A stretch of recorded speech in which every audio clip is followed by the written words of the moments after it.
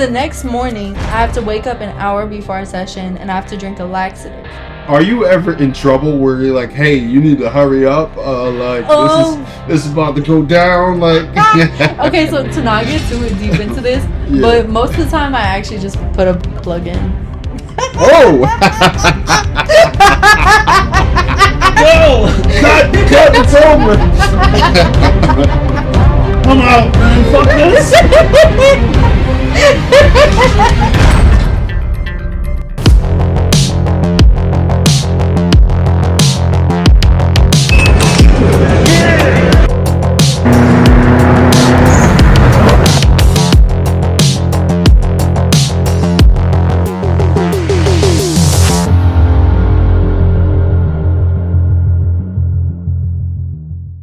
Welcome to the Fact, where we challenge ideas, provoke thought, and gain perspectives.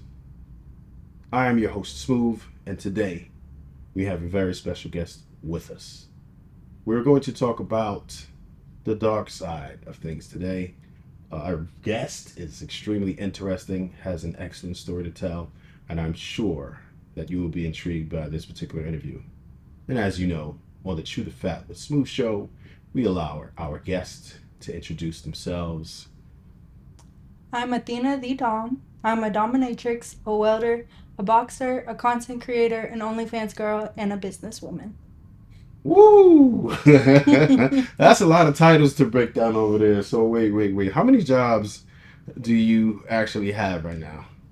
5. Okay, let's start with the mild stuff first. So you are a welder by trade. I am a welder. How is that as a lady?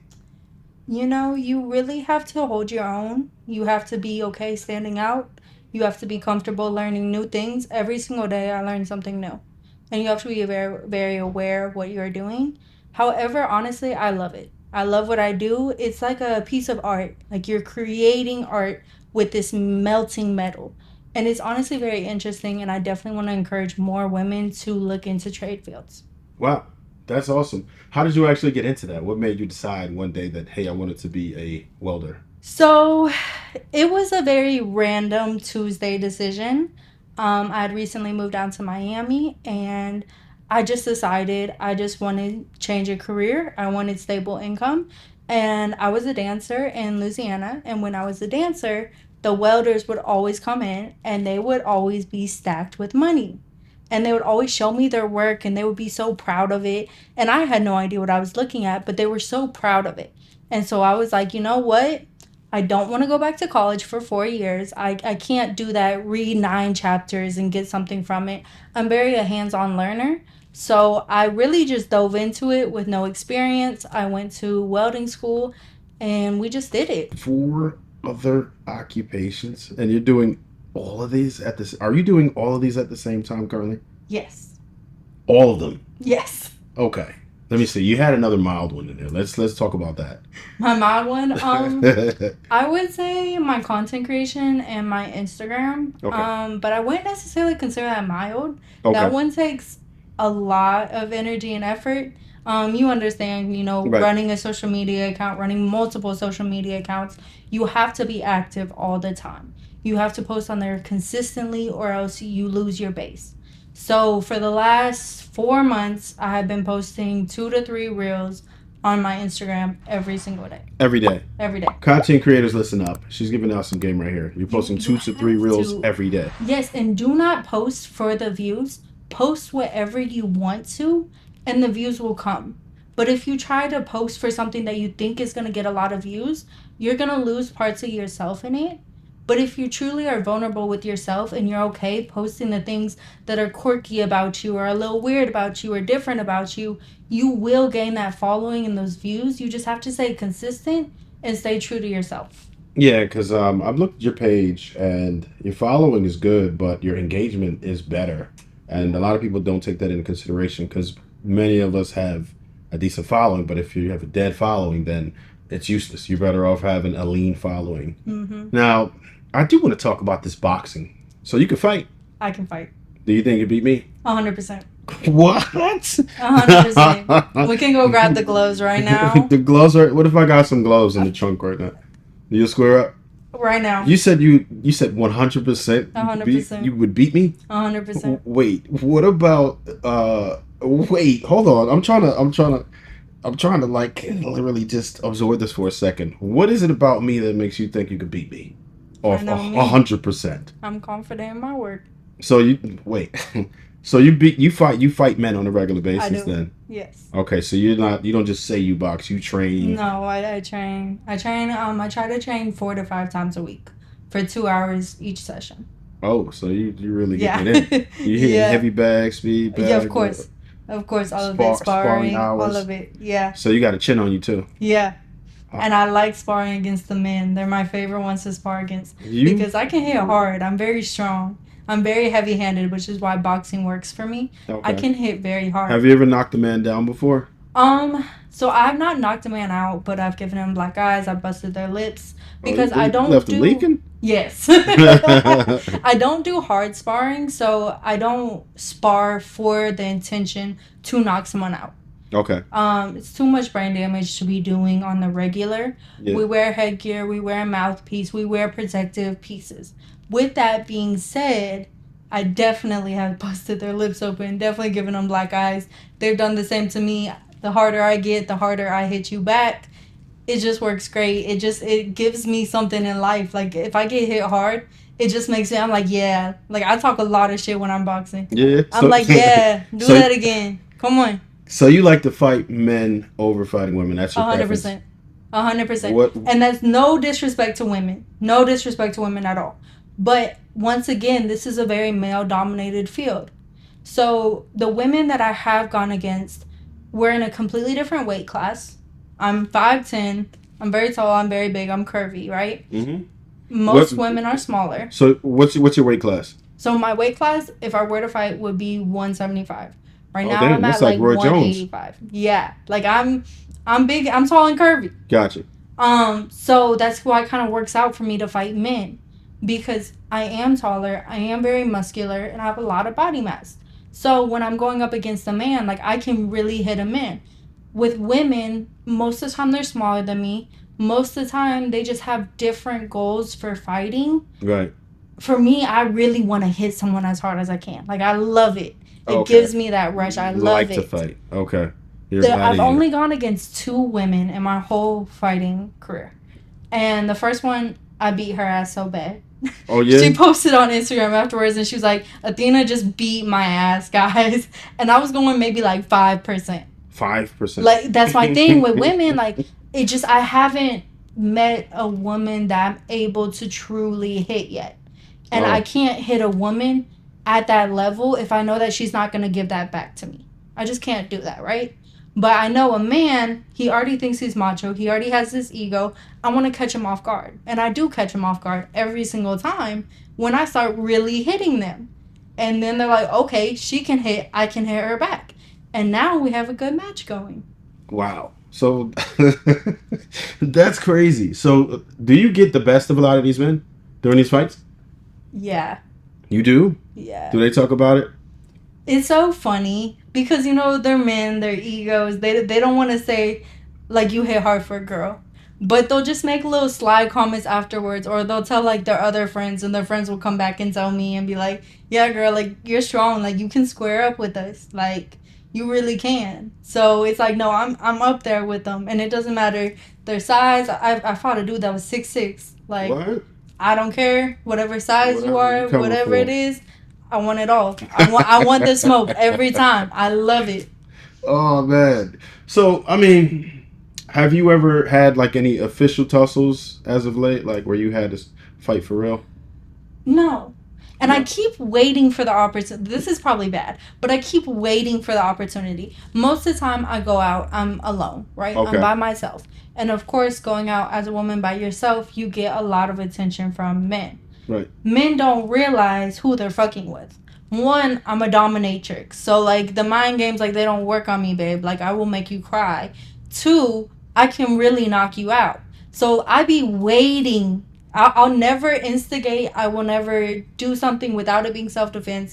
But I be waiting for the moment just to knock someone clean out in the middle My of the God, I club. think you're a bit sadistic. Actually, I would say yes. So like, there's like sadistic dominatrix, Yes. and I would say I fall into that category because like that. So that is a part of my dominatrix is I do have men that will literally pay me to beat them up. They'll pay me to slap them, to kick them, to literally punch them in the face, and I love it. Really? I love Like it. you get to like go like full blown? Like you could power up Vegeta style and like really. I always told him before, like, I once slapping dude, and he was like, slap me as hard as you can. I said, look, I'm going to tell you right now, you don't want that. And he was like, no, I do, slap me as hard as I can. I said, look, I'm going to slap you about 50%, right? Just so you can feel it out, because I always want to be respectful of their boundaries, and I don't truly want to hurt them. Well, kind of, but like, respectfully.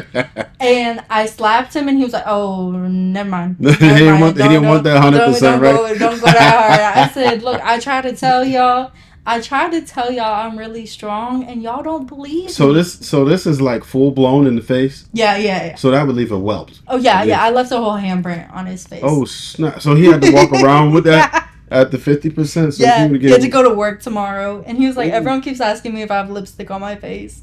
Oh.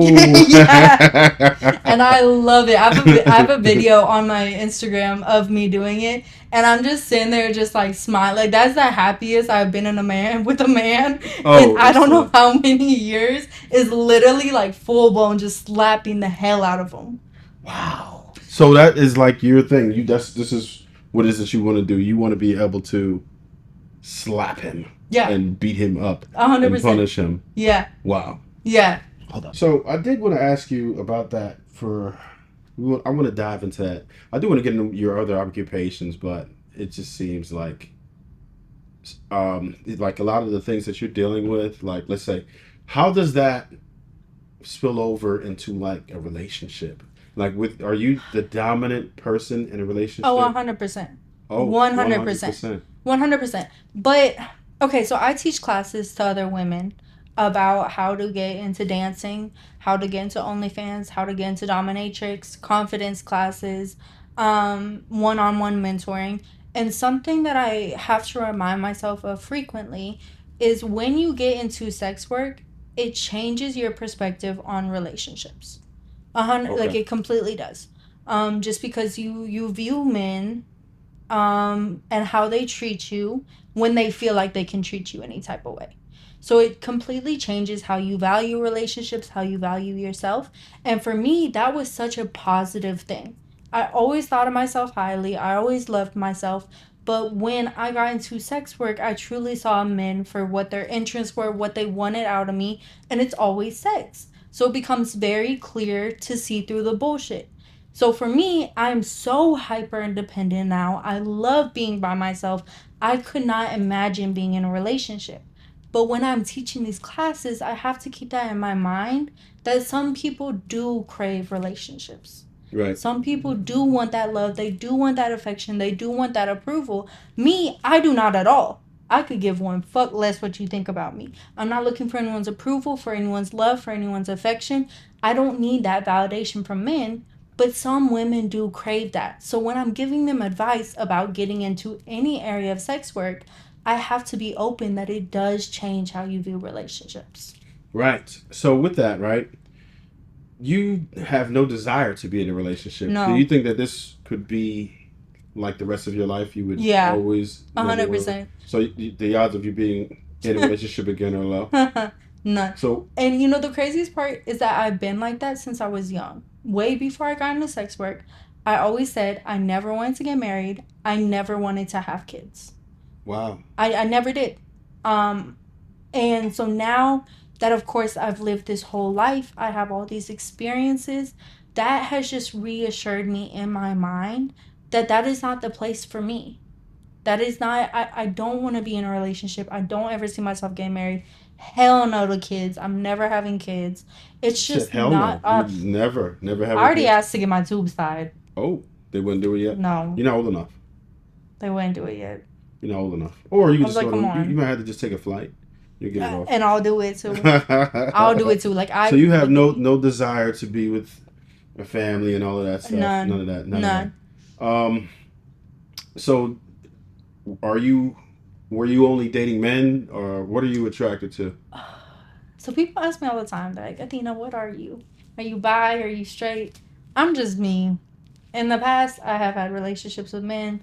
I have had relationships with women. Okay. Right now, honestly, what I consider myself is asexual, Asexual. which is a crazy term. I know I'm adding more terms to the books. But basically, I don't have sex with other people. I fuck myself. And that's it.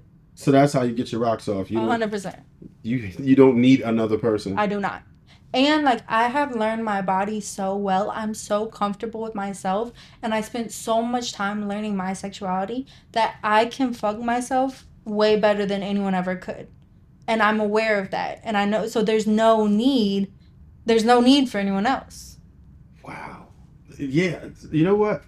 Men, we kind of feel differently about it, right? So like, you know how like there's a post nut clarity thing. Yeah. Yeah. If we like sit here and you know rub the genie out the bottle, we're really looking at ourselves different. Like, damn, what have you done? What are you doing, bro? Like, is it this bad for you? You know what I'm saying? So like, I can't even do that, right? I need another participant for me to be able to. But see, I want to change that.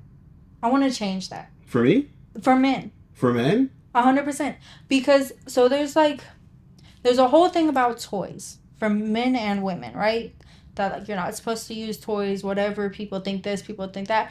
I actually think if men spent more time by themselves using toys, figuring out their sexuality, that they would be in a better position to have a partner. And I 100% believe that for women as well. If you've never explored your own body, your own sexuality, how do you think you're going to go explore it with someone else? Whoa. Yeah, this is getting deep. So so you're going through training on your own. This is so you would be like sparring with yourself A hundred so percent. you can be more prepared for a woman. A hundred Do you percent. think that's more of the physical aspect or the mental? Both. 100% both. I think there is such a mental aspect of sexual experiences, not even just intercourse, experiences, that is so mental. I mean, you look at being a dominatrix. A dominatrix is really 100% mental. The control, the power play, the everything you're doing, the fantasies, that's all mental, right? So it's like it got to a point where it's like, okay, like what turns you on, you know? What gets you to that point was that for me, that's me. Like I love myself.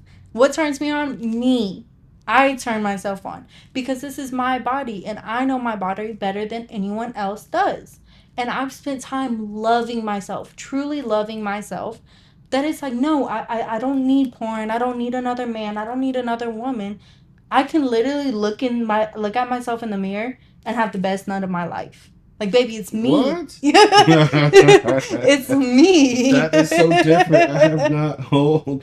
I have never. This is something completely different. I've never heard it broken down like that. So you were just completely infatuated with yourself. 100%. Okay. So one would ask, right? Would you consider that to be on the lines of narcissism, or I would, okay. I would say that's a gray area. I think it's whatever you do with that love. I truly love myself, but I'm not out there trying to convince other people to love myself because I'm okay? this and I'm this and that. Got it. Once again, going back to that validation and that needing approval, I'm not looking for anyone else's approval or even support or even for them to agree. It's simply such a deep relationship that I have with myself that I'm so comfortable being alone. I love my own company. I love my body. And that's just the truth of it. I'm not trying to persuade someone else to, oh, I think you're great too. No, I don't need it. And I'm not gonna waste my time trying to get someone to be infatuated with myself the way that I'm infatuated with myself. Okay. I don't need it. And to be honest, I don't see the harm in it. You're not hurting any others. You're not even involving any others. So I don't really see anything against it.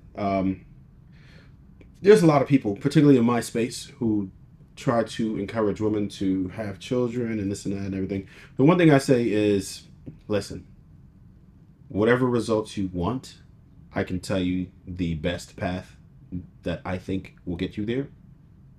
But I would never try to force my will on anyone, right? Not in relationships, not in when I do consultations, none of that. If what you want is children, then great. But I would never try to convince any person that they should have children. I think that the worst people to have children are the people who don't want children, because at least they know. They know that they don't want to have children, so you're not going to have to worry about them abusing or neglecting or not making the time and giving them the necessary things that they'll need to be an upstanding citizen. If they know that they don't want children, let them be. Let them be. Let them And be. I think that's one of my issues with society is there's just like there's this like mindset of role play and how it's supposed to be, right? The woman is supposed to find a husband, get married, stay at home, be a mom. You know, that's kind of the role that we're almost born into in this society. And I say fuck that. And that's why I do all these random things to show women that these boxes that they're trying to put us in, we can break every barrier of that box. So, me going out and deciding to do welding school, a completely male dominated field, is a way of me saying fuck the system.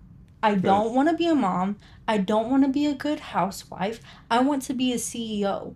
I want to own I do own multiple businesses and I love that about me. And I just want to show more women that there's not only one path we can take. If you want that path, if you truly want to be married, have kids, that's great, baby. Find a great person for you. But if that's not what interests you, there's so many other things out there that women are so amazing at, but we're not presented with the same opportunities as a male is. So I do agree that this will work for you. I don't think you're going to have any trouble. You don't care about being with anybody. So I think it's actually the most simple route to take for success because it doesn't involve another autonomous human being. However, there are women who yearn the opposite sex, right? They want to be with a man, they want a family, and those things like that. I would say that it probably wouldn't be the best path for them. Do you think that they would be able to follow your path and be in a successful relationship with the man? So it's not more about like follow my path. It's not more about follow my footsteps. It's finding your own path. So no, no one's path is going to look exactly like mine, right? And what I try to do when I teach these classes, when I educate women, is to say just look at your options. If you have something that you've always been interested in, that you always want to try, but you are nervous for some reason, I will help you get to that point if that's what you truly want. But in the aspect of can you have a relationship and do these? I believe yes. I believe the right person, if you want that desire, the right person is going to love you for who you are. And for me, all my sex work, my whole life, I always knew I was more sexual. There was no, it was always a part that was with me, right? And when I was younger, I had no idea what to make of that. I had no idea. You know, when I'm young, when I'm a teen, I have no idea like why I just have this sexual energy about me, right? And when I got older and I finally deserved to dance, it was just like I had this feeling in the back of my head like you got to try dancing, like just try it. Just it felt right even though I was terrified. I didn't know what I was going to get into. I knew the pros and the cons. It was just something in my head that said you have to do it, right? And because I made that decision to take a leap of faith and to try something, now I've grown 5 years of sex work, and now I have this incredible platform where I do get to educate other women, not just about sex work, but about confidence and about building the life that they want. And like, that was always a part of me. So if it came down to it, if someone could not love me without loving that part of me too, then you're not truly loving me because this is part of who I am. Got it. So I definitely want to rewind on some of that in a second, but I do want to understand what the day was that you decided that you figured out. You know what? I'm going to be better off by myself, and I wanted to know if it was because maybe just the you not being successful in the relationships or not thinking that anyone would be able to fit into your lifestyle? What made you come to that conclusion? You know, I was always incredibly confident. And when I was younger, I tried some relationships and they were so suffocating and they were so toxic and I just couldn't do it. And then we ended up moving around and it just truly became, it wasn't just like a day switch. It was just truly like, I deserve more. I love myself. I love my own company. And that just continued to grow and it just became clearer and clearer for me to see that like I love myself. Like I love my own time. I love my own space. And it wasn't even a thing of just one day I was just like, oh fuck men, you'll never see me with a man again. It was just like I don't need this. I Right. don't yearn for this. Okay, so you didn't just, it wasn't just like one bad relationship that just No. made you change anything like that. No. But we're all right. So if you had to say, because there are a lot of women who are dealing with situations where they're questioning whether they want to deal with anyone at all, or maybe cross over, go deal with women or whatever. What do you think that men could do better that they just don't do in a relationship that would turn women off or drive them away? You know, okay, let's go back to I'm celibate, right? So I don't have sex with men or women. I made the choice to become celibate because I simply set one rule. One rule only. I said before someone sleeps with me, they have to buy me flowers. Flowers are $12 at Publix, right? That was my one rule. And no man would. You want access to my body. You want me to have sex with you and you can't spend $12, and it just became so simple for me. It was such an easy decision after that. Oh wow. It was so So easy. maybe you know what? There's some. I've actually had women say they hate flowers or they don't want me to do But it's flowers and stuff not like that. about the flowers. It's about you can sit in my face and you can tell me everything that I want to hear. But will you do one action for it? I'm not Really? even that So big on flowers. people weren't. They wouldn't offer any type of good gestures or anything. No. Okay, well that's different. It Yeah, it was so that's different. it was so clear and I would tell them straight up like you want to have sex with me? Just give me flowers. Like that was my And they one still rule. wouldn't do it. They wouldn't do it. And Yeah, that just no, like became so clear to me. oh Like, wow, you want access to my body. it is a big deal, and I think you should cherish it, and I don't think you should give it away at any like that at all.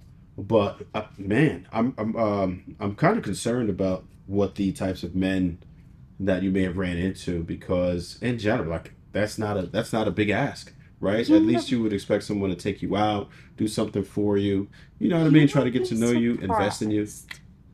Like, okay, so once again, I'm very mentally intact with who I am, with my sexuality, with everything. So I have lived all over the US. I have Okay. encountered so many people, and I'm Hmm. not saying they're all bad. I'm not saying that. But I would if I met a man, I would literally keep notes in my mind. Like, did he take any time to actually get to know me? Did he ask me anything about my past, about what my goals are, about what I've been through? Did he take any time to actually show that he had interest in getting to know who I was as a person? Okay. And they never do. They never do. And it was just like, if you can't have one conversation with me, like, I just get so uninterested so fast because it just becomes so clear to me. Like, I know why you're here. And I started doing this thing too, right? Before I would even go get drinks with someone or just go meet them or anything, I would straight up tell them, I am not sleeping with you tonight.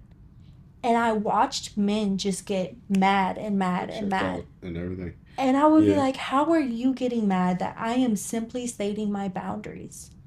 And I am not going to. And they're like, well, what if the vibes, or what if you change your decision? Well, do you bash women who do? No.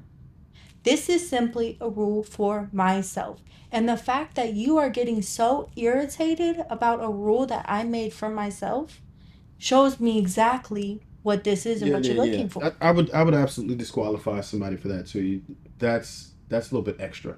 Um, I just don't see a lot of men doing. Listen, I know there is some men who are like that. I know some savages out here, right, that are only looking for that. But the people that I surround myself with, they're like, they chill. They like to go out. They like to have fun. Just do different things. So if somebody would have said, "Look, how about we have what's your favorite restaurant? Where do you want to go? Do you want to sit down and eat?" And they just pay for it and they take you out there, opening up your doors. They say they didn't get you flowers, but they just treat you like a human being and they're interested in you and want to invest in you somehow, whatever it is. They might just take you like, hey, look, let's go have some fun. You do a lot of guy shit. Let's go do some bowling. Let's do some, you know what I mean? Let's go race some cars. Whatever the case is, would that have been different? And would you have respected it more or? I I'm a cool girl. Like, I'm a cool girl. I would probably be like, all right, you're cool. But like, once again, that's probably it. Like, and I'm very clear about what I want up front.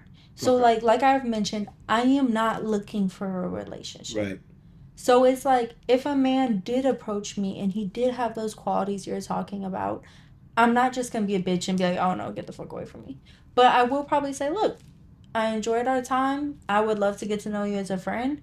But I know for my lifestyle, for what I want, I am just not looking for a relationship. Right. So I could see that now how that would definitely discourage a lot of men. I know I could say for me personally that would be like, oh hell no. You know what I mean? Like, cause you deal with a lot. Me, I'm like territorial. I'm like, hell no, See, you ain't and touching that's no the other man thing. and all I that. have Yeah, such. It's not even about like my line of work. Like, yes, okay, there's that whole aspect too of like, if I tell a man I'm a dominatrix, one, if they have anything to say about it, then that once again I'm out. Like, don't right, worry about it. right, But two, my schedule is so busy that the little things that come with relationships, I simply do not have time for. got it. The, oh, you didn't text me. Oh, you're not seeing me enough. Oh, where are you at? I don't have to, I literally do not have time for it. And you're not going to come ruin my mood, my vibe of the day. I have other things to worry about. And also, I'm very business minded, right? Hmm. Men do not like it that I have a business mind. They love saying that, oh, you're just a gold digger. Oh, you just think about money. No, but I have a successful life that I am working towards every day for myself. So Right. my brain does think business wise, and they don't know what to do with that. Understood. So I want to go back to the rerun we were talking about. Let's go back to the beginning. Let's go all the way back. We'll rewind, rewind, rewind. Let's start out with your childhood. What how would you describe that experience?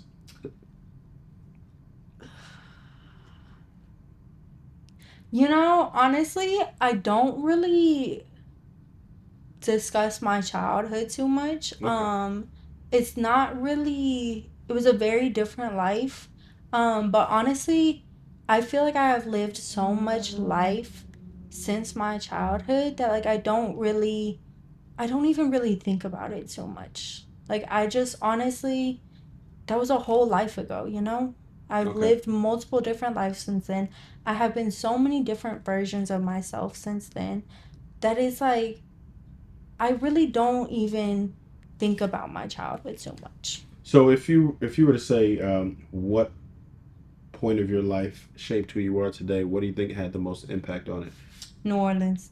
New Orleans. New Okay. How Orleans. old were you when you were in New Orleans? I just turned 21. Okay. So I was older. I've had many, many, many different chapters in my life. Okay. But I would say changed my adult life the most was my year in New Orleans. Got it. That was the year I started dancing. Um, which created Athena. It created this whole new side of me that I truly could let go and just be whoever I wanted. It is also such a place of community and love. Like, there is so much cultural in New Orleans that it really showed me so many different lives, and it was the first time that I made a lot of money, and it showed me like that taste of that freedom of that comes with that. And so I would have to say that year we lived there for a year. That year was so impactful, the most positive impact on my life. New Orleans. Mm-hmm. So the dancing. What? So how did that opportunity arise? Were you very intentional about it? Did you just wind up dancing? Like, did a friend introduce you? So, okay. So fast forward to 2019, COVID era, right? Yeah. COVID era, my mom and I end up losing our house, our jobs, everything. So we pack up our cars and we end up living out of our cars. Wow. We end up traveling the US. So obviously this whole experience altered my brain chemistry a ton too. We would just drive around the US, we would sleep in our cars, we would sleep in hotels, we'd sleep in tents. Um, and we ended up doing this. We thought COVID was just gonna be a month. Then we thought it was gonna be 6 months. And COVID ended up being like 2 years. Yeah, it was crazy. So, It was the crazy whole time. world shut down, everything. And we didn't have a home. We had no stability, no nothing.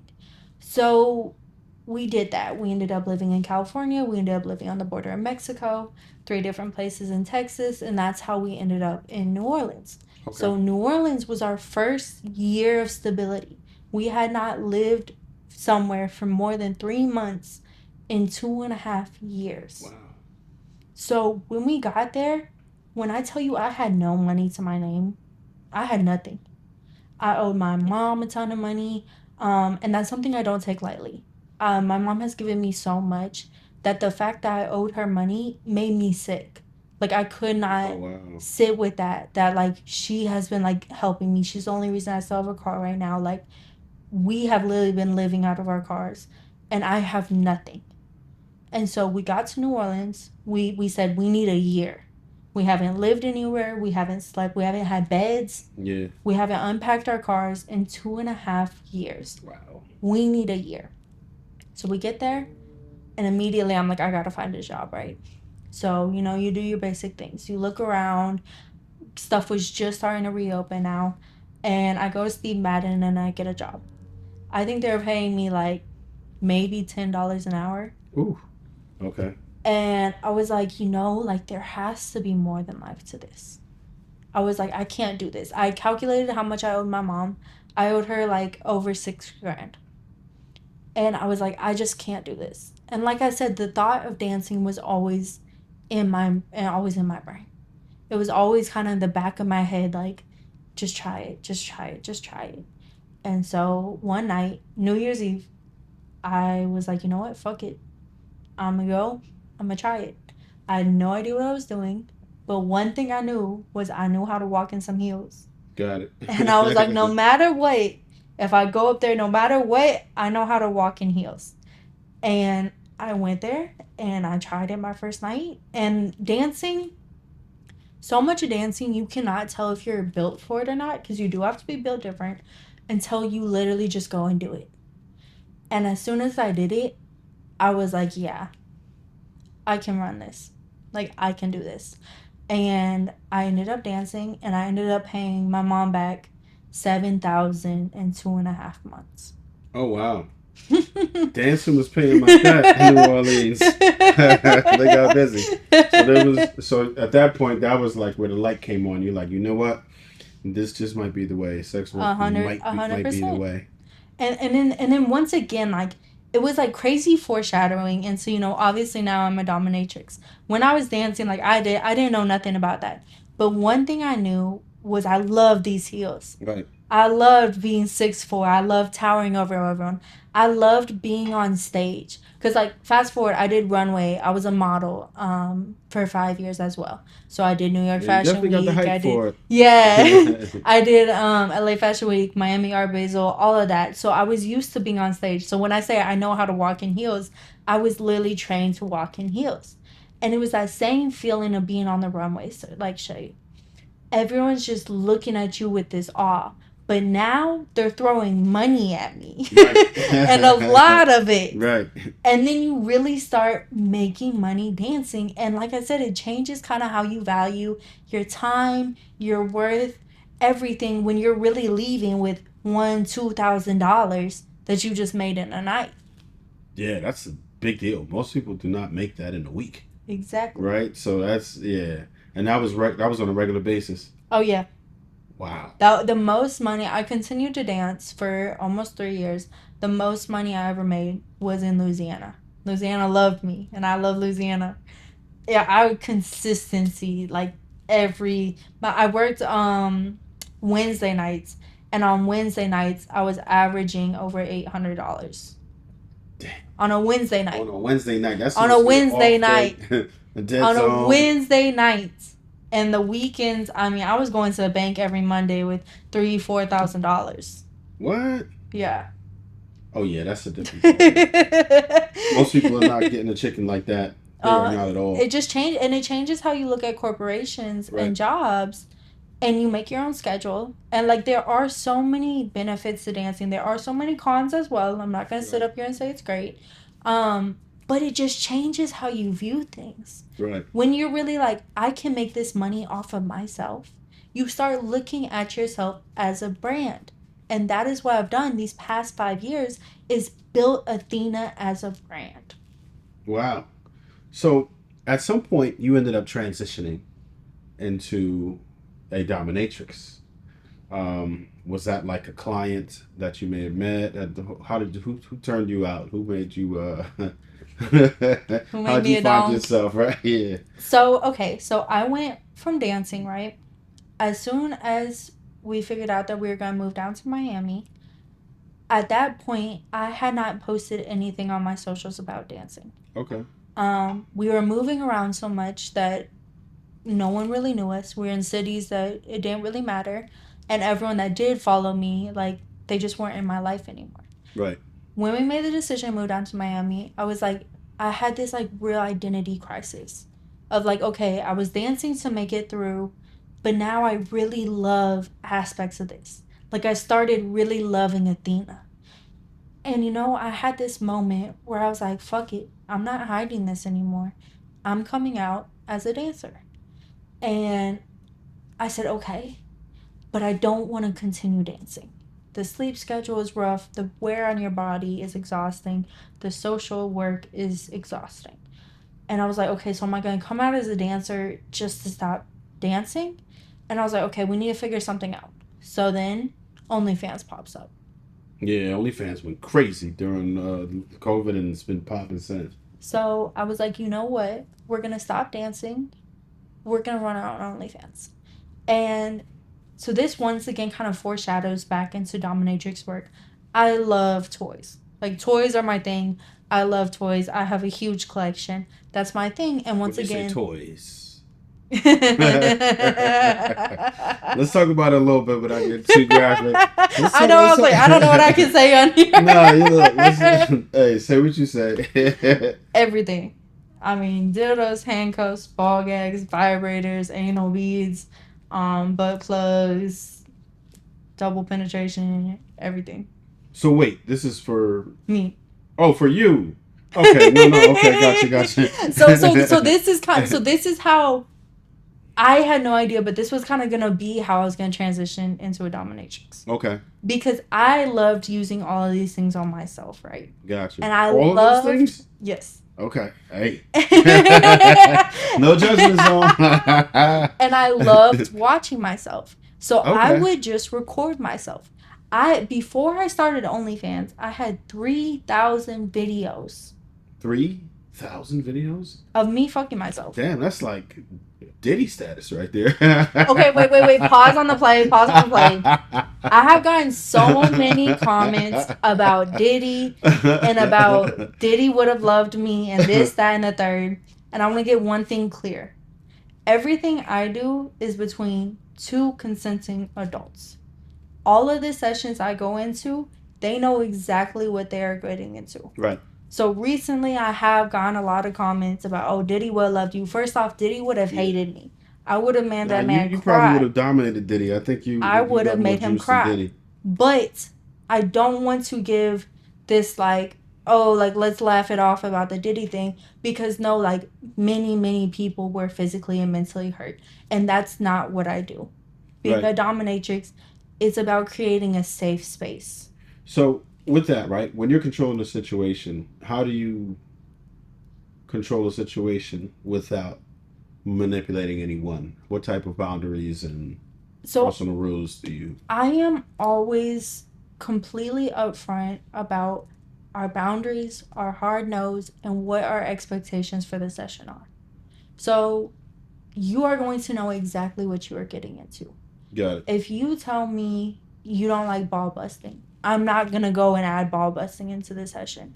If you tell me that Ball there's busting some. would be like a kick in the groin. Yeah, yeah, yeah, yeah. Ooh, Stepping, kicking. stepping, kicking. Once Oh again, one of my. my favorite things to do. Woo. Maybe a little bit. I like the pain.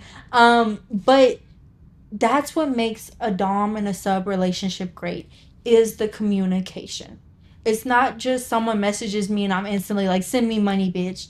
We have Right. to learn each other. That is what is going to make our experiences better, is that we discuss what you want to try, why you want to try it, if Oh, you so they want to have to tell like me. you got to do a full So yeah, consultation so I to make do, sure yeah, you vet your clients. I You're not do. just taking just A hundred anyone. percent. Got A it. hundred percent. Because you don't have to tell me your life story. You don't have to Right. tell me what you do for work. You don't have to tell me if you have kids, if you have a family. That's not my Okay. business. But what I do need to know is, what do you expect out of this session? Right. Because then I know. If you want to be humiliated, tell me that. If you're not into humiliation, tell me that. Because we're going to have, role play. We're going to have a set thing for the session, right? And of course, it's not going to go exactly according to session. Right. But the more I know about your brain and how it Then you works, know how to the perform. better I can proceed. That works like any relationship, right? Like if people communicate their wants and needs, then it's probably going to come out a little bit better. It's going to come out Right. better. Understood. And it is about creating that trust between the Dom and the sub, and about creating that safe space. Because being a dominatrix, the sub that's with you is very, very vulnerable. You're in complete control. Right. They are superior to you. So they are in a very vulnerable position. And talking about the mind games of it, so much is a mind game. So you have to understand the power that you are holding being a dominatrix, and you have to understand how far you can push. Some subs, they want you to push all the way. Other subs don't. Some subs like the pain. Other subs don't. Like Right. some subs want a more gentle but How do you firm. gauge the threshold? Because I remember you said about the slap. Like a dude thought he Yes. wanted 100, then Yeah. he didn't. Do you have like a pineapple sort of safe word or So something? safe words, yes, but also my main thing that I use is body language. Okay. I'm very good at reading body language, and I can do something and I watch for their reaction. And their reaction is going to tell you more than anything. And I've gotten very good at being mindful of their reactions and how they react when I do something.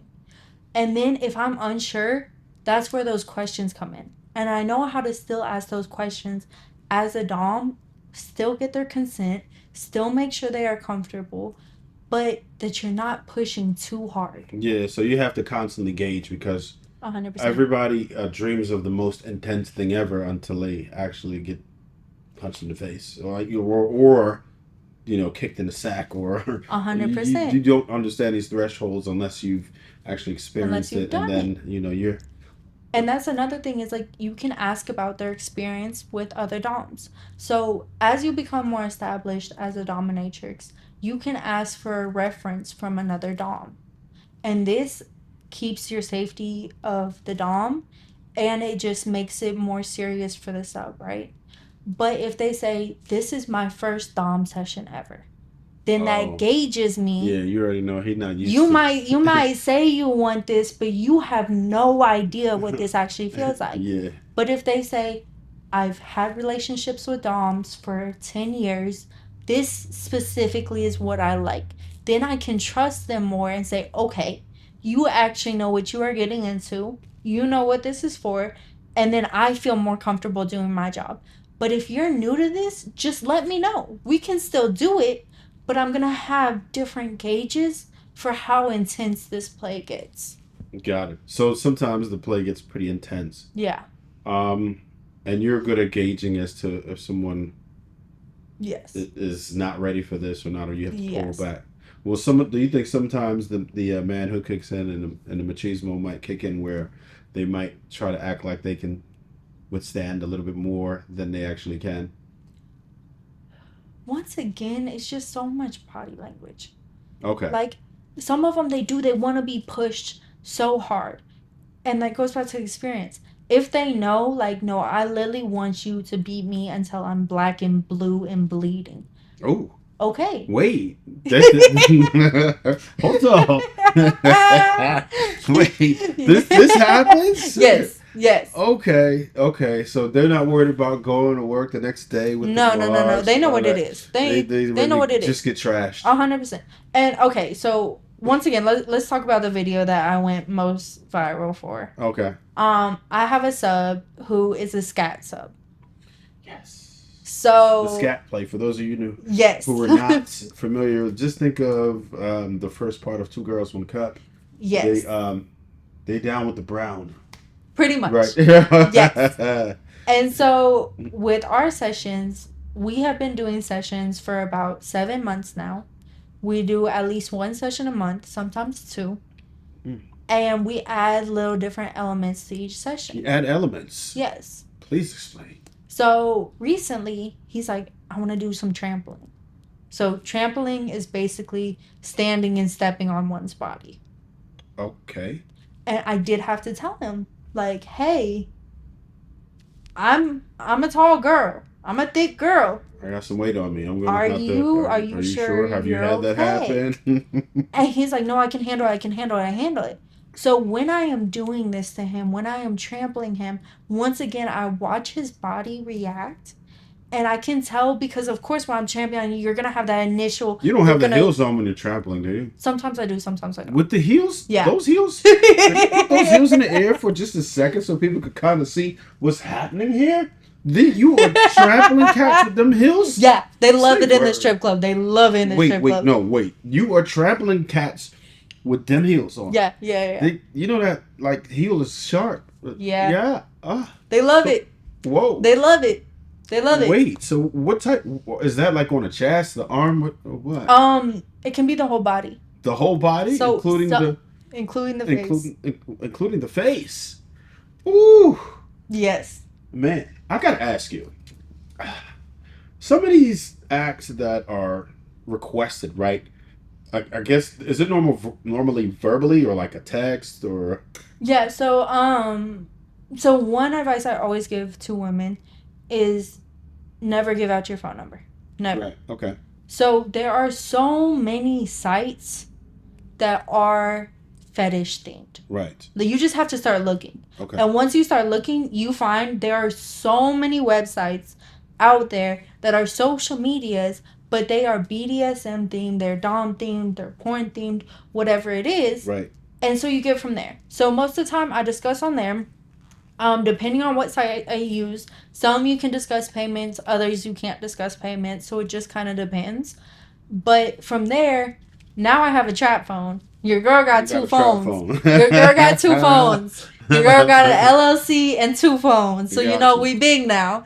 So now I do have a way to communicate. I still give them my WhatsApp number, but I do it on my chat phone. I keep all my business on there.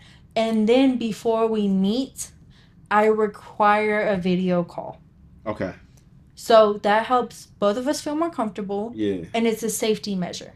Yeah. Because anyone can say they are who they think they are online. It's not really them. And once again, asking about like the high profiles, the CEOs, the men with a lot of money, a lot of these profiles are not set up because of security reasons. You know, they don't want to. Yes. That's fine. But what I do need is I need to protect my own security. Right. If I can talk to you and not just a little phone call, a video call, right. So I can get a much more vibe for who you are. And then I can feel it out.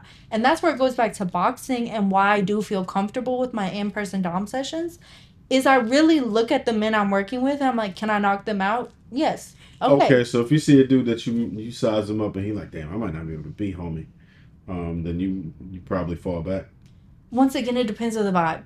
Okay. If I I'm very good at vibe checking people. It's just one of the things that I have acquainted through my whole life experience, Okay. I'm very, very good at vibe checking people. So if I catch any red flag at all, Got it. I'm not doing it.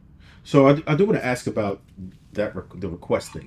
Is it normally a situation where they would end up texting you, or would it be a situation where they ask you verbally, or does that have to happen during the video call? When they ask for that wild stuff, like how do they normally communicate that to you? So once again, like everything will be discussed about our session before our session. So it's not really, so it has to be discussed before. So my shitting client, he messaged me on a website called FetLife. It's Okay. basically like a really freaky Facebook. Yeah. And he had messaged me on there. And at first he was just kind of saying like, oh, I'm just into like some stomping, just this and this. And then he added in there, he was like, maybe a little bit of toilet play. Got it. And as I talked They to kind of him gauge more, you to kind of see what's up, like to see how I because feel they don't want about to scare you off right away. Exactly. And depending on your reaction, if they like, they're gonna see, oh, she with the shits, no pun intended, then Literally. it ends up going down like, okay, she bought it. Let me go ahead and they're I gonna get it. So see, you're kind of right? gauging each other. So as I continued my discussion with him, it became more open and more open that his thing is scat play. Right. That's straight his up. thing. That's what he wants. That's straight up. He He was just- nervous to ask it, but that's straight up what he wants. Yeah. So then we know how to go from there. You cannot discuss pricing on FetLife. So at that point, I gave him my WhatsApp number, and we Then you can continue to transition discuss over. that on that. Got And it. also, my pricing for the session, I want to go over this. Because I started posting those videos, and some people were like, that's a lot of money. And other people are like, you're charging way too little. So, like, I kind of want to discuss that for a little bit. Let's get it. So, my sessions with him are $1,300. Yikes! Wait a minute. This is wait a minute. Let's take a dive into this for a second. So wait, he's got to be well off. 1,300. A lot of people are making that in like 2 weeks or whatever. Maybe probably not this particular gentleman, but $1,300 is a lot. This is one session. Yeah. How long is the session? The session's about 8 to 15 minutes. Whoa. Wait. So you talking about like 3,000-4,000 an hour is pretty much what's going down. Yeah. Oh, whoa. Yeah. Okay. Yeah. Yes. All right. So I'm sure right now you're about to explain why. So why that amount is that? Right. Why this exuberant amount of money for? So the craziest part is normally I would actually charge more than that. Really? But yes. he's a. But okay. With him, we made an agreement. We made an every single month agreement. So you have, once again, going back to that business mind, you say, okay, well, I could do one session for $2,500, right? Do one session, get my $2,500 and I'm out. Or I could get him to be a returning sub. And now we've done 7 months of sessions. So you do the math. I've made over $13,000 off. So he's subscribed. We're locked in. Yeah, he's subscribed. That's twin for real. He has a subscription to your service. Yes. And then there have been a couple months where he'll book 2 sessions in a month. Oh, he balled. So we still have that month agreement. So even if he sees me twice in 1 month, he still got to see me the next month. Got it. So it's long-term income, and it's giving me a sub. The more sessions we do, the more he's going to come back. The more he's going to get drawn to me, our sessions, and see how great they are. And in the long run, it's a better play. Now, you still got some explaining to do, because you're going to have to tell me why homeboy is paying $1,300 or up to $2,500 for what it is that you do, your specialty, the scabs, right? Let's take a deep dive into why. So it's a lot of prep work. Got it. One. So he also buys me dinner the night before, which I love some free food. I'm not gonna lie. Right. And he's been on a Jamaican vibe recently, and I love some Jamaican food, so I be eating it. You like? I love Jamaican food. Some curry chicken, some roti, some. I be getting oxtail, peas and rice. And he wants to give me a very large amount. Large. He wants me to eat as much as I can. How many servings would this be? So I get a large oxtail, a large curry chicken, and then the 2 sides of the veg. Are you doing like are you doing like 8,000 calories or something crazy like that? It's for the bag, babe. I hear you. But, after you eat like that, are you like super stuffed and like? Oh yeah, 100%. Like I just gotta lay I down. literally eat until I feel like I'm gonna throw up. Oh. Like yeah. Oh. Yeah. Wow. Like it's yeah. And then after I eat, I have to drink ginger root tea, which I rock with ginger root tea anyways. If y'all are missing out, ginger So root kind tea of is the best thing. clean the bowels. It's Jamaican. Yeah. Okay. If you're sick, ginger kinda, root tea. Yeah. If Yeah. you're breaking out, ginger root tea. Ginger If you ginger feel is stuffed, really good for the digestive system. it's good, but yeah, so it helps clear your digestive system. Yeah. So I drink ginger root tea, then I take stomach probiotics, fiber probiotics. Fiber. Oh man, Yeah. so this, I get it. So you got a lot of assistance on the way. Yeah. And then I take apple cider vinegar. Whoa.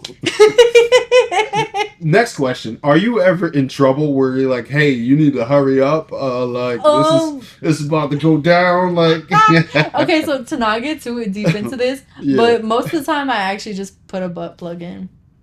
Oh. Yo. No. Wait. Oh. Crazy. No. Cut. It's over. I'm out, man. Fuck this. What? That just happened. All right, we're taking this to another level now. Okay. Well, okay, look. No, I'm not mad at you. I appreciate. Listen, I am not mad at you. I so appreciate your transparency. But wait a minute. Because the next morning I have to wake up an hour before our session and I have to drink a laxative. Yeah. So. And then it's just flowing. The combination of everything. Yeah, so it's like when I say it's a whole thing of prep, like it's a whole thing of prep. So so how foolproof is that plug? Pretty good. Ain't nothing happening. No, it's been. Oh, okay. So you got to stop her. Yeah. But listen, I've had some situations. I don't know y'all gonna be grossed out about what I'm talking about. I've had some situations. We already hear, right? I've been in some situations where it was like emergency, like 911 type shit, and it starts to go in reverse. You start like. You start hearing all of the crazy noises up in there, like, oh, wait, oh man, I gotta get to somewhere fast. Yep. So, all right, now we're gonna play this out. Like, walk with me here, or I'm gonna walk with you. So when this is happening, I know it's 911 because you did all of that. I still don't be playing. Yeah. It's not playing with you. That cabbage in there, they probably gave it to you cabbage. Cabbage and plantains. Yeah. None of that is playing. No. Especially if you There's a reason he likes the Jamaican food. If they put some Scotch bonnet in there and now it's spicy, it's a reason.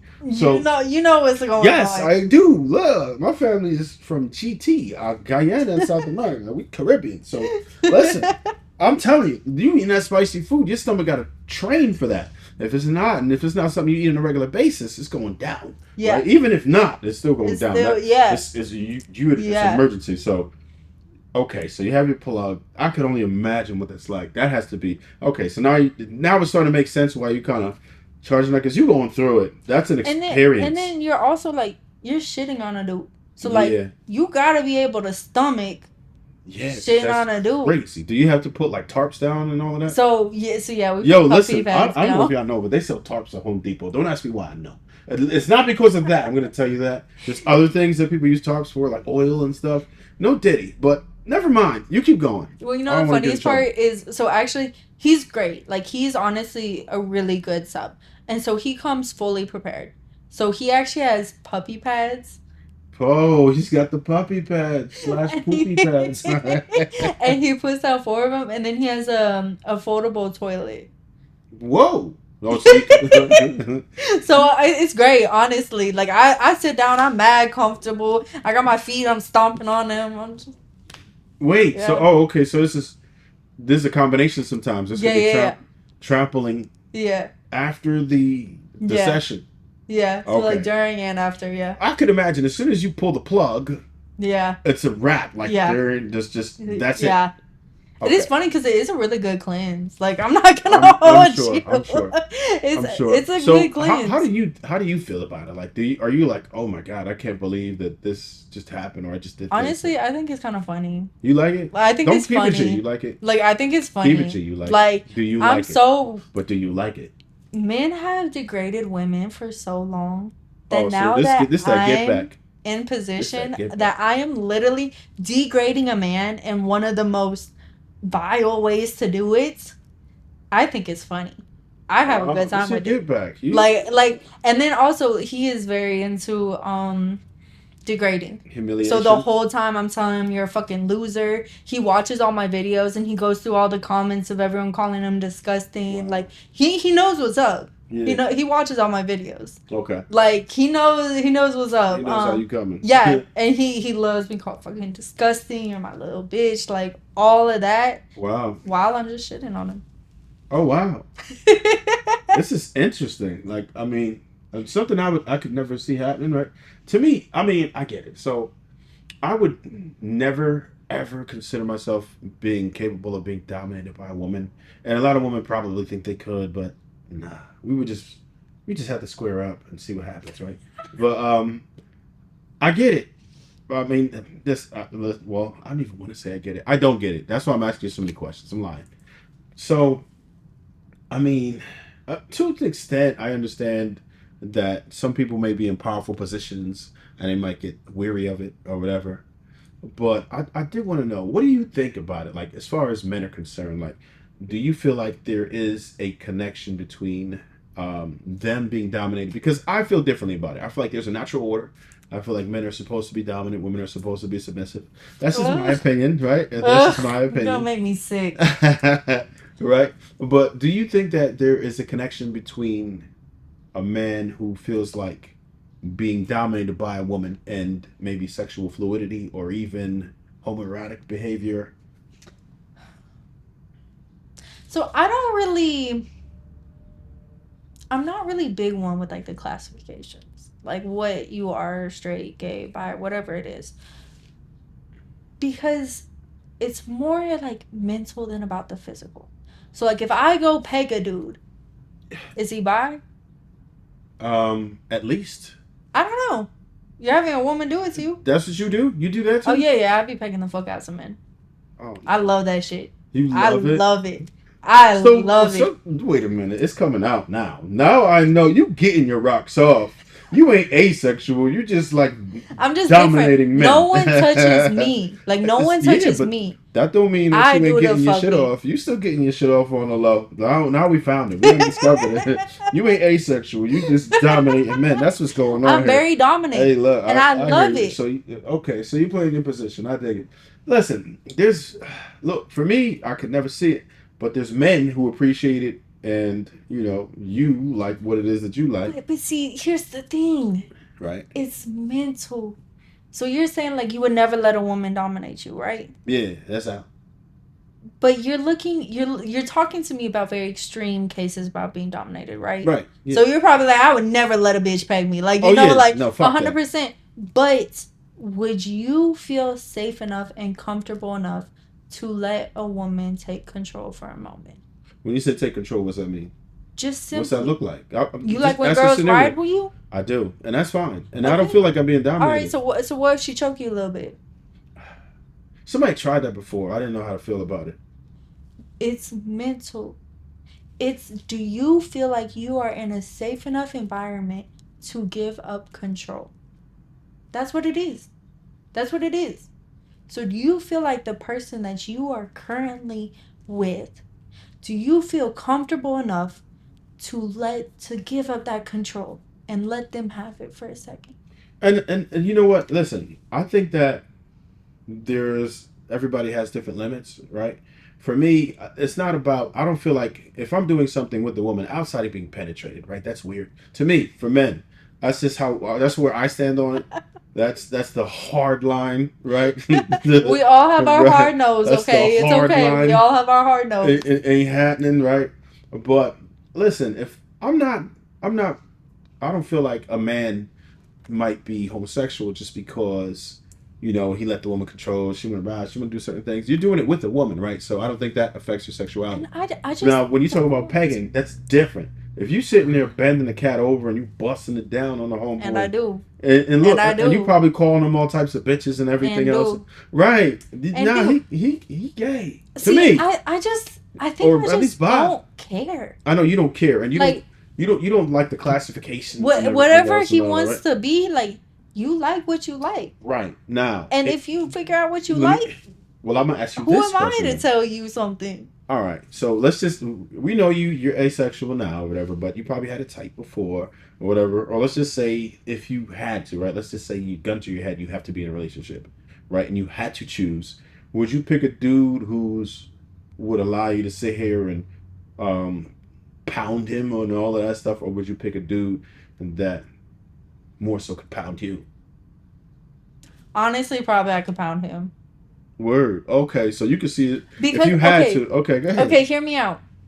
The first time I pegged the dude, right? First off, I pegged the fuck out of him. I fucked the shit out of that man. Second off, I realized how vulnerable of a position that is to be in, to literally be bent over. And I cannot imagine giving that part of myself to another man ever again. Like, I'm so serious. Like, you really realize how vulnerable of a position that is. Like, to literally have someone bent over fucking them.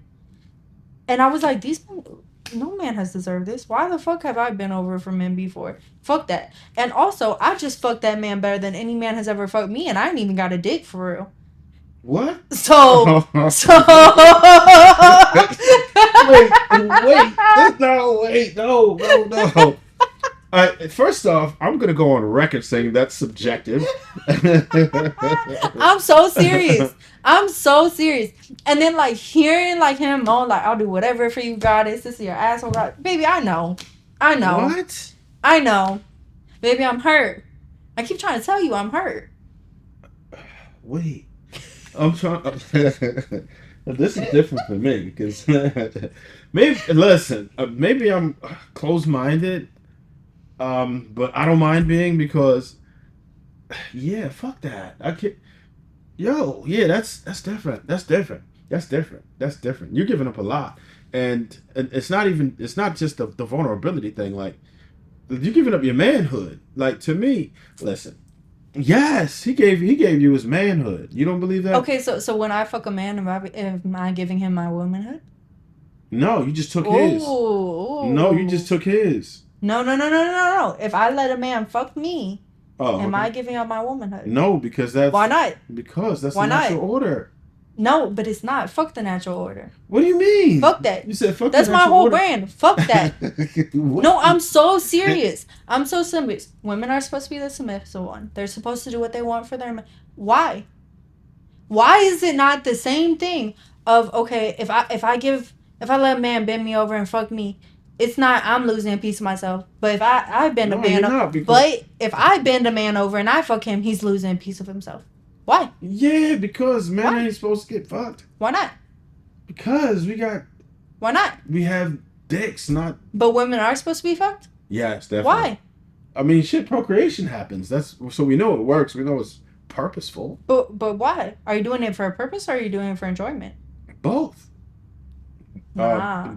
Listen, be fruitful, right? But see, that's what I'm saying. I don't want kids. No, I get it. I get it. And I know this is true. Every time you're fucking, you're not doing it to have a baby. Correct. So don't even say it's No, for the that's purpose. correct. That's correct. Don't Absolutely. even say it's for That's the purpose. correct. That You're is correct. for the natural genes, the natural way of life. Fuck that. I got you. It's not. You're doing it because that's what you've been told by society that that's how it's supposed to go. Well, That's how it's supposed to be. Depending, a lot of people it's faith based, and you know, Well, obviously, which I don't push. I'm not faith based. Obviously, I say fuck all this shit. I'm tired of women always having to be on bottom, always having to do what they're told, to never be too much, to never be too loud, to never stand up for what they want. Fuck that. Go ahead and I'm bend gonna that be man whoever over, I right? want. No, literally. So if it takes me, if I get to fuck a man and I get to put him in the same vulnerable position that I have let men in the previous times do to me, I'm winning. And I'm realizing the power I gave them that I should not have given them. Wow. So you feel like when you were with men before that you were vulnerable? 100%.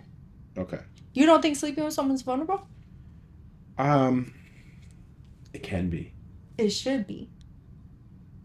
And Sometimes. that's the part that men love to throw out. They like to make it seem like, oh, sex isn't a big deal. Sex isn't that yada yada yada. No, I'll be It honest with you. should be. I do think sex is a big deal. I don't think that people in general should be promiscuous. I don't harp down on it. I have my thoughts, right? But that's just what I think. I don't force that down people's throat. If people ask for my advice, I offer it. But if you don't, then I say live your life, right? I don't invade people's spaces. I allow people to do their thing as long as it doesn't infringe on what I'm doing, right? I allow people to be themselves. But of course, I have my own thoughts. Of course, I have my own principles. And of course, I have what I'm grounded by. Yeah. And, we're all going to be different. I try not to judge because, in all honesty, I have nothing to substantiate that I have all the answers, Mm-hmm. right? None of us do. This So there's just as much validity to what it is that you say. Um, except the bending the man over part. I can't make sense of that. But there's just as much validity to what it is you say as it is to mine, right? I believe very different, but can I be considered an authority over what it is you say? Not really, because I can't substantiate whatever it is that I'm saying, right? And I could say I'm bound by the word or whatever, but there's like what thousands of religions, and who's right? Only one of them, if any. if any. Maybe none's wrong. No, maybe none's right. And like, okay, you take religion, like what are the things you believe about religion? Like, what do you think the positive purpose of religion is? Because for me, when I was religious, it was I want to spread love. And that's still to this day. I'm not religious, I'm spiritual, but I want to share love. I want to make the world better than when I got here. That's my goal. And so within that, this whole thing of creating a safe space, Right. that is so crucial that it's like, that's what I want. And so it's like, yes, I do crazy things. I do this side quest. I do this, yada, yada, yada. But at the end of the day, what I'm doing is I'm creating a space where someone is okay being vulnerable. Would you say that vulnerability can become a kind of power, and power become a kind of vulnerability? Like, do you mean like being powerful can be Can vulnerable? yes, and vice versa. Can I vulnerability mean, be a power, and can power be in a vulnerability? yes and no. I think I think when I step into Athena, when I step into this dominatrix, I still am putting myself out there. So there is still a side of that is vulnerable doing that act. But would I say that I'm the same level of vulnerable as my sub? I would say no. And do I think that my sub is very much more vulnerable? And there's not going to be, it's a power switch, right? So it's the relationship of having a power switch. So it's not a two-way street being a dominatrix. It's not like, well, I'm going to be in power, but then if you feel like you want to be in power, then you take power back. That's not how it works. That's not my job. That's not what I'm here for. I am here to be empowered. And the people that cite me out, they cite me out because they want a woman in power. And a lot of people do enjoy that.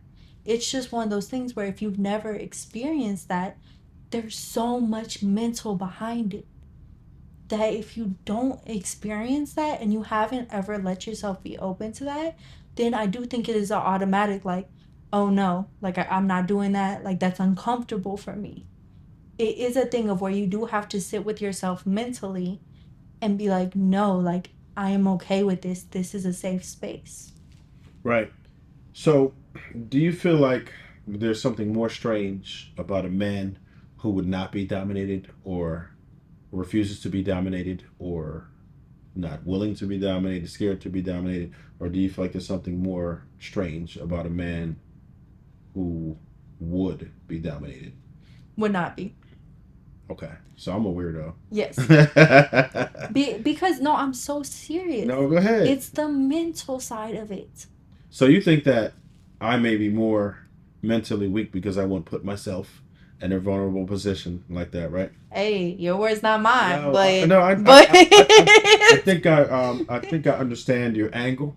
it's is that okay? So it's once again. So when I took my time away from sleeping with other people, when I started just pleasuring myself by myself, that opened my brain up so much to everything on a sexual level.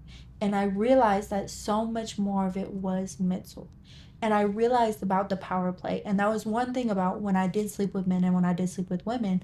With women, I was 100% dominant because I knew exactly, I had spent so much time studying my body that I knew exactly what to do on another woman's body. But then it became a thing of I am learning all these things about pleasure that are not typical. It's not the basic sex that we're learned or that we're taught about. There are so many sexual elements that are not taught about.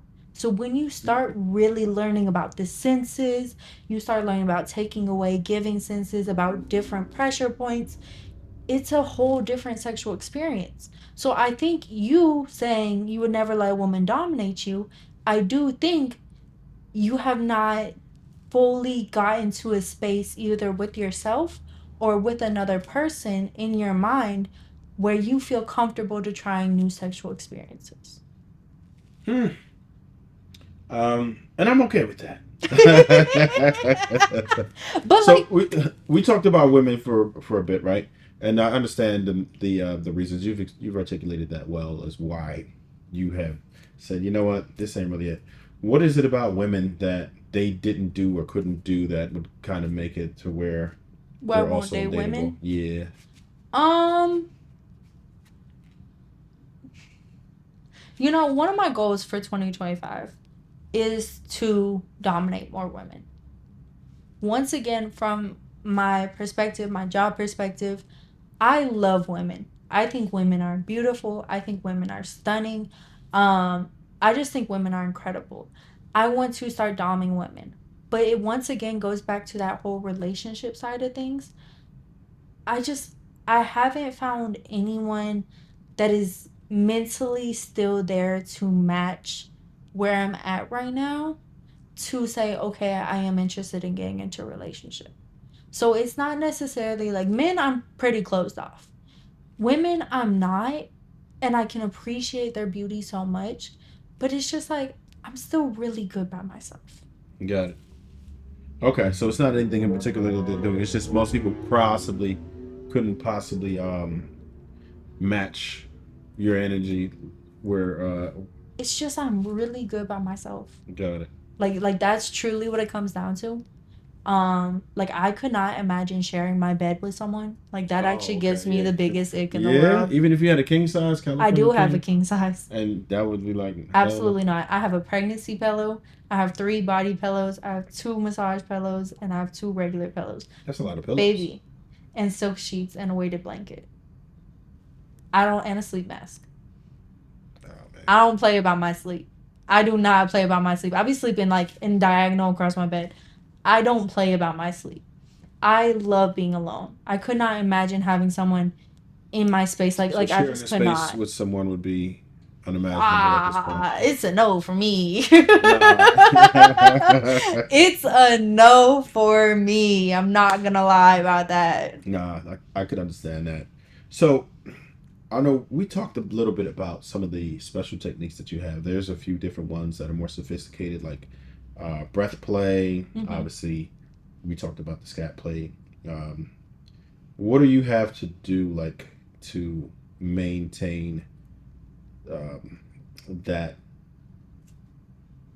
level of, I guess, understanding, right? Because there's like different whips Yeah. and different things. Like, how do you train? How do you get ready for something like that? Like, there's rope play. Are you familiar with all of those? So once again, it's just like welding. And I know these are odd comparisons, but hear me out. I It's a love analogies. constant it's a constant learning experience. So it's not just like, oh, I classify myself as a dom, I know every single fetish out there. No, there are so many fetishes out there that it might be very frequent that someone reaches out to me and it's something that I've never done. Just like when I go to work for welding, I might show up and they might give me a project that I have never done. And you know what I do? I figure that shit out. Right. I Okay. study, I learn, I look it up, and then from that point, I say whether I'm comfortable with it or not. We talked about our hard no's. So Right. for me, my hard no's are age play. I will not act younger. That's an absolute no for me. Okay. And race play. I don't do race play at all. I don't fuck with that shit. Got it. But Wait, besides that, could you? I know. So age play would be like a person behaving as if they're not an adult, no, so or what? that's okay. Okay. It's when you expect me. So there are a lot of girls who run OnlyFans and they market themselves as just turned 18. Oh. That makes me sick. Because the targeted audience that you are reaching to are pedophiles. Yeah. So I will not act a younger age. Got it. But if you, there's like a whole baby fetish. If you want me a baby, you baby, by all means, I'll do that shit. But if you want me to act a younger age, Yeah, and that's what I was saying. So they expect absolutely you to not. act like you were younger than you are. That's a no for me. Got it. So all of that schoolgirl. Yeah, baby that's a no for thing, me. all that. The little cheerleader outfits, it's a no. It's not my vibe. It's not my brand. It's not what I like. It's a no for me across the board. And then race play can be intense. Okay. So a lot of them, they want you to call them slurs Okay. as a white girl. Okay. That's absolutely. And what type of clients would request this? It really can be anyone. So a white person could request yeah. you for race play? Yeah. How would that go with like another white person? There's different slurs for every race out there. Oh, okay. Got it. So, but anything that is borderline or comes close to that is just a no for me. Okay. I'm not calling anybody any names. I'm not doing that shit. Like, I'll call you bitch, I'll call you slut, but like the racial slurs, it's a no for me. Okay. So those are my no's. But when it comes to new fetishes, it's a constant learning experience. Okay. And you do your research. You can tell a sub, hey, I'm comfortable doing this, but this will be my first time doing it. And it's gonna make them feel more comfortable. You're gonna be honest. And sometimes you just fake it till you make it. Right. Like the first time I did my shitting session, I was like, yo, we ain't never done this before. And with that, there's a lot of performance pressure, right? Right. You gotta go and you gotta shit on a man on cue. Yeah. Right? At first, you probably didn't know about the plug and the laxes and all of that, right? You know, like Yeah. I now I have it down to science. Yeah. I know exactly what I'm doing. But that wasn't a hard no for me. I wasn't opposed to it, but I was new to it. And so you know what? I try it out.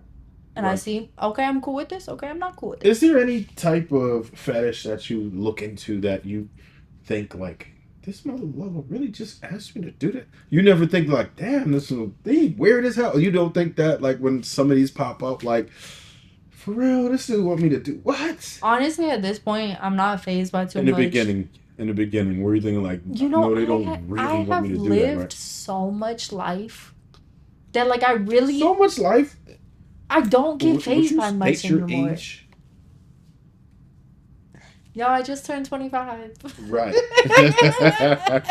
She has lived so much life, a whole quarter century. No, but I'm so serious. Like, my age versus my experience. Like I mentioned, I was homeless for 2.5 years. I went to college early. I moved around a lot. I've done welding. I've done lashes. I've done microblading. I've done stripping.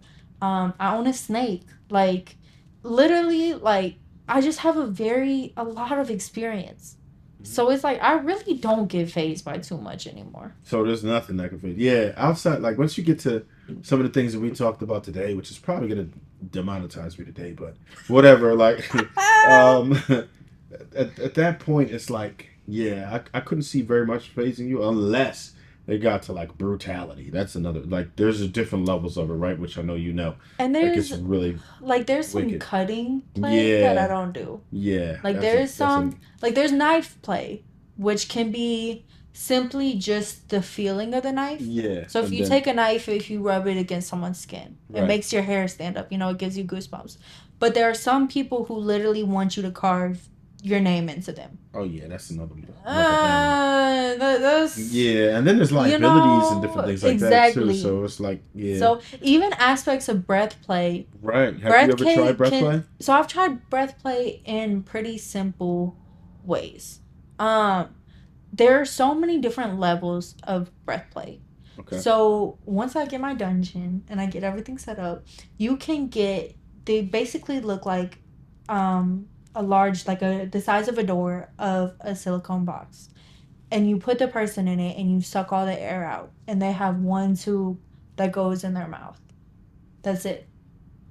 And they're completely covered head to toe. And all they can breathe out of is this little tube. And then you go up to it and you put your finger over it. And they can't breathe. Wow. And you take it off, you let them breathe, and you do it. You do it for 2 seconds. You do it for 3 seconds. 5 seconds. And of course, you're constantly gauging. There's no meters or anything like that to show you what's going on. So you have to know what you're doing. So you have to know what you... And that's when it goes back to knowing your sub. Yeah. Because if you have a sub that thinks... You don't have a medic on board, like, yeah. You have to be... Did you make sure you learned CPR? I'm sure one of you... Yeah. Yeah, because... I know CPR, yeah. CPR certified, guys. Yeah, this could get kind of wicked. Yes. Now, there's... I've heard of an actual breath play where it's required that they only breathe in from the Dom, which, of course, is mostly carbon dioxide. No? Yeah. So that is tough in itself. Yeah, but it's not like you're in a park garage with the door shut, right? So it's not like you are, like, even if you breathe in the air that I'm breathing out, like, you're still gonna get some actual air in there. Yeah, there's some, but you know. So and it's not like you're okay with that. Like that's pretty like simple. That's okay. But you're also familiar. You're also familiar with that. Yeah. Okay. And I'm fine with that. But like when it does get into like the gas mask, the full thing, then we need to have a deeper relationship, so that I do know when you're doing it. You were asking about the ropes and the bondage. So shibari, which is the rope tying, I'm learning that right now. I'm in the process of learning it. And I talked to one Dom friend, Dominatrix Links, shout out to her. And she was telling me about her experience with it and everything. And she told me, she said, when I am working with subs, I tell them, tell me when you are yellow. Do not tell me when you're red, or else it is too late. So when you start to get lightheaded, to lose conscious, to do that, you need to tell me before, so that I have time to take you down and it doesn't go too far. Right. You know, rather than that waiting until you're at a red point. Is that part of what the allure is, because you're on the edge of danger? I mean, I would say I'm an adrenaline junkie. Like, you know what I'm saying? Not necessarily in that form. Like, you know, I do my car thing. That's my fun.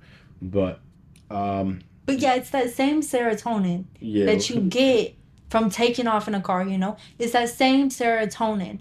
Is that giving up control. Like, that's what I'm trying to tell you. Like, it's the same serotonin of you don't have 100% control.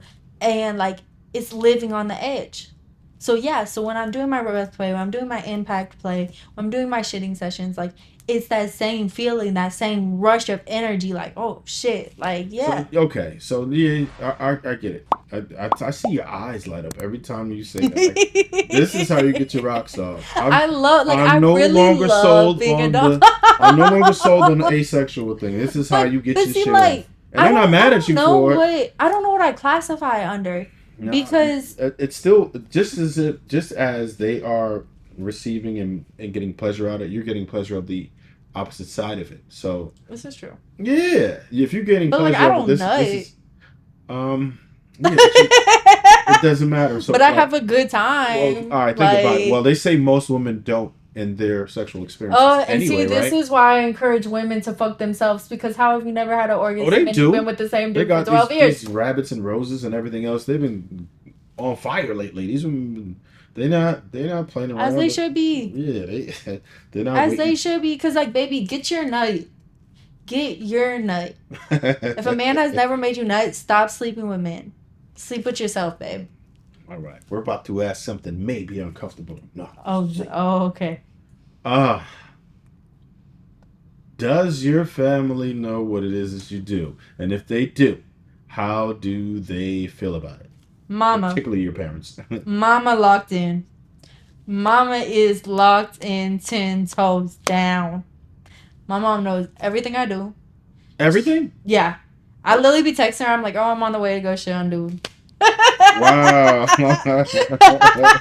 She's like, let me know how it goes. Yeah, she be there when I be getting the food for the prep and everything. Like, Oh wow. So she knows she's I was a supportive. dancer. She knows I have OnlyFans. Even then, like my welding stuff now, you probably can't see, but I have all these burns all over me. Oh, you'll see. It'll be in All 4K. Just yeah, hold them up to the camera. They'll see they're it. terrible. This is And in I have 4K. all these burns all over my legs. And even those, like I come home, I'm like, Mama, look, I got this burn here, this burn here, this burn here. And she still Don't they supports tell you me. wear gloves or you like it raw? I do. This So is through the gloves? okay, this one I fucked up. So one thing I learned about welding before I got into, well, as like I got into welding, is your natural response is to catch something when it's falling, right? Yeah. Something's falling off a table, you catch it. That's just an automatic response. Do not do that in welding. Yeah. That is how you what's the temperature up. of that? It's High. Very high. There's like a degree. Like there's something crazy. It depends what welding you're doing and what metal you're doing it on.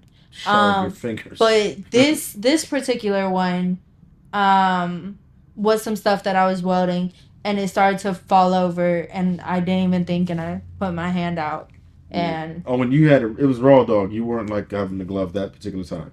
that was raw dog. Yeah. These were I had my glove on, but sometimes sparks go like into your glove. Yeah. And so these ones were for that. I have 2 on my thighs that are really bad that have been there for 4 months. Oh, damn. Because I accidentally wore 3% polyester. Ugh.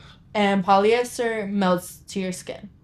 I have one on my ankle that's real gnarly because I set my gun down over me because I was welding on top of a ladder. Yeah. And I didn't have anywhere to put my gun, but I had just gotten done welding, so the wire at the end was still that hot. And I put it over me and it went straight into my ankle. That one's bad. I have them all over my legs, all over my feet. Wait, so are you wearing like shorts and shit? Absolutely not. You think I'm crazy? I don't know. Like you got burns all up on your legs. Like I'm talking about, I'm wearing full gear. I was just going right through it. It's still welding. Yeah, you have to have intense heat levels. You know, you gotta know. So even that, like, she supports my bullshit. She knows I be boxing. Like she thinks I'm crazy, but like.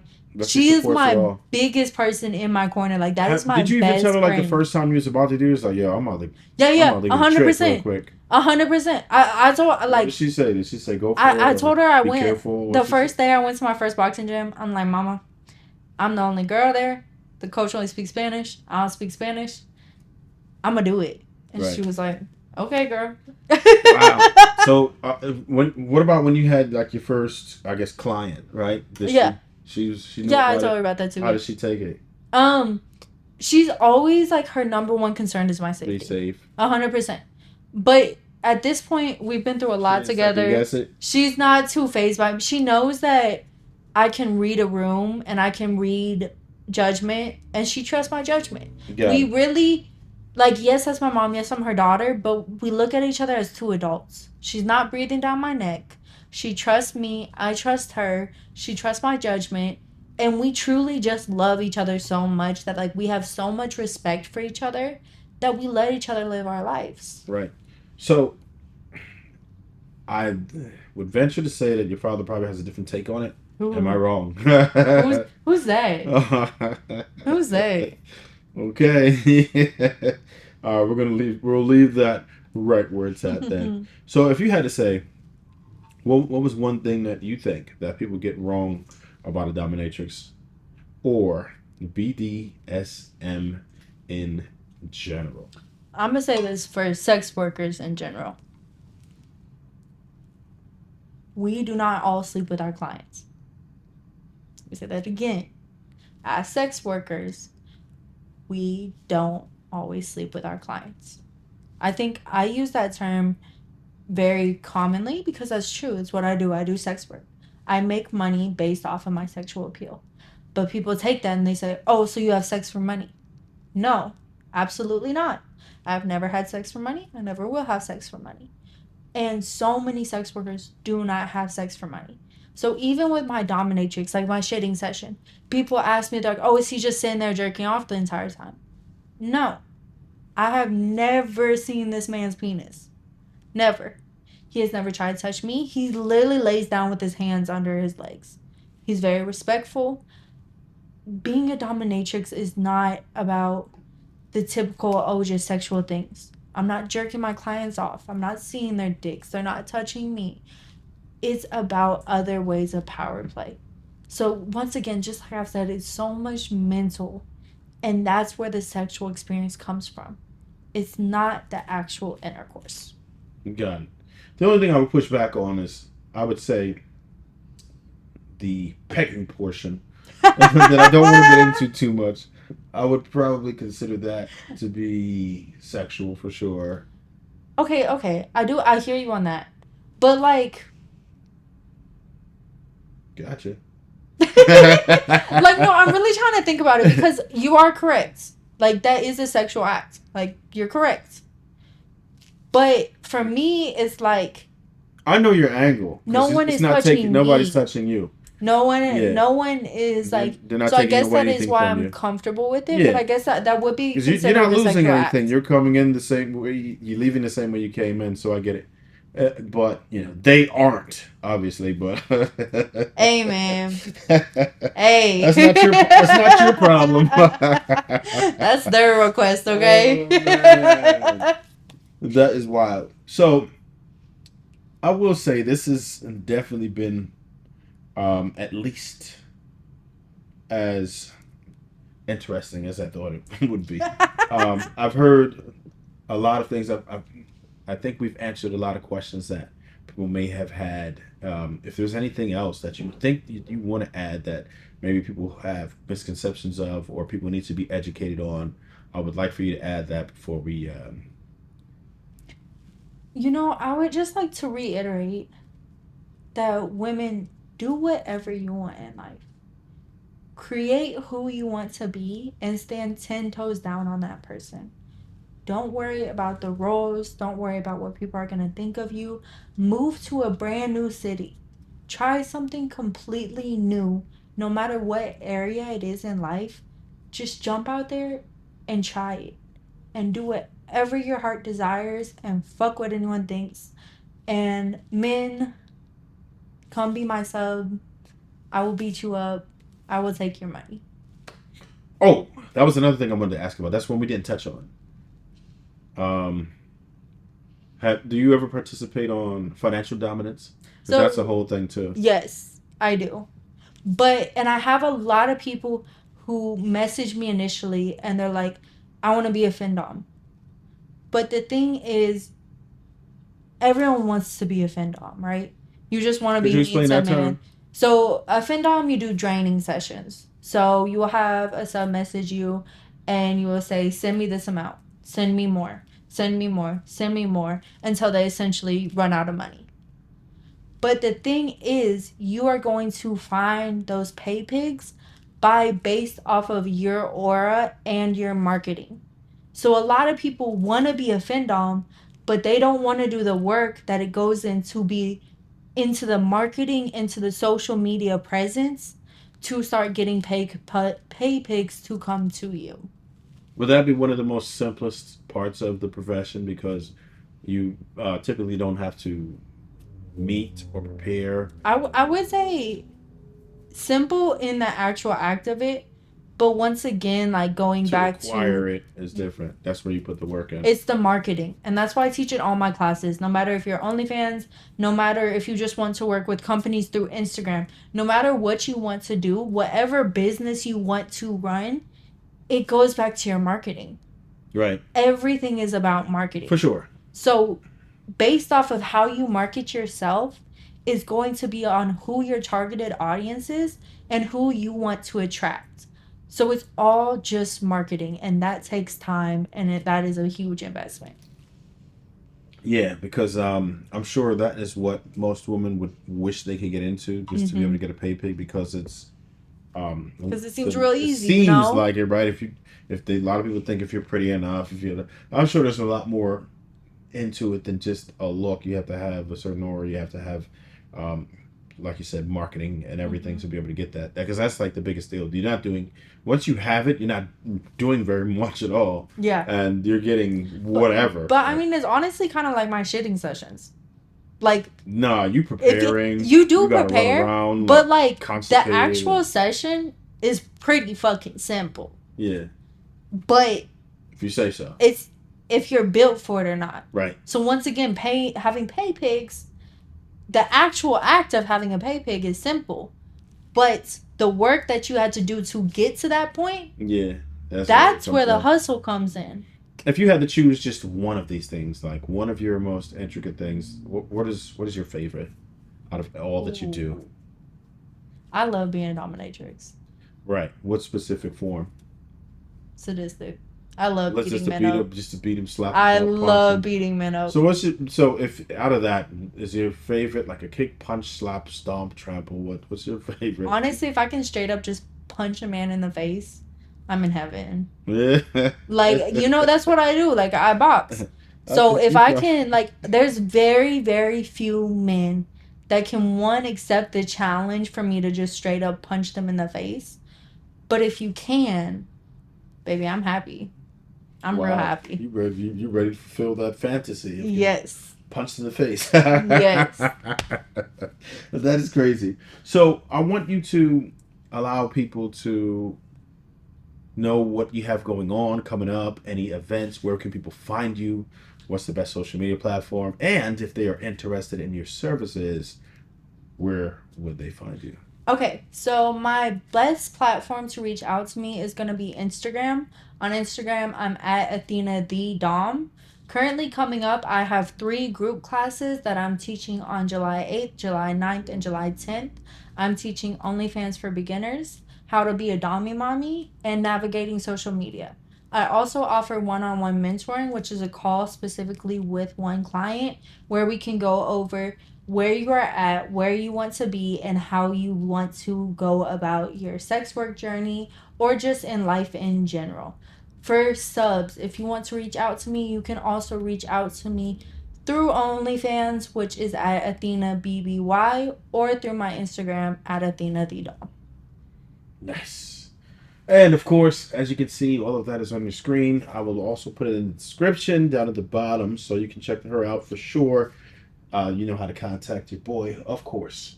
We definitely appreciate everybody for coming through today. You could have been anywhere else, but you spent it with us. We definitely appreciate our guest, one of our best guests so far. We've learned so much today. Most of what I was interested in, and some things I was certainly not. But hey, you learned something new, didn't you? I did. Then a win is a win. A win is a win.